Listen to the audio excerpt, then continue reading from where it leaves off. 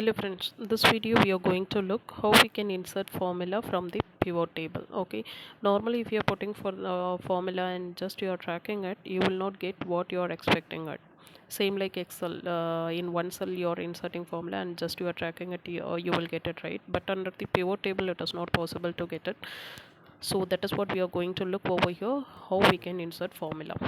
See here, for example, I am showing over here for the percentage I am calculating for each and every person salary. Okay, just I am tracking here, it's not getting it. Okay, same figure only it's showing. So we require the actual percentage, so how we can get it while we are tracking? Okay, just you can delete all those things which we have done so far, and from the top heading you can provide for the formula. Okay, the grand total divided by what will be the salary of Milan. Okay, the first the sum of salary. Okay, just you can track it, and automatically you will get the formula, because first one will be the text, that's the reason it is showing for the value, and rest of the thing you can check it, everything it is coming for the percentage. Okay, normally it is for the percentage. Okay, so this is a way, this much of percentage of salary each and every person will be getting.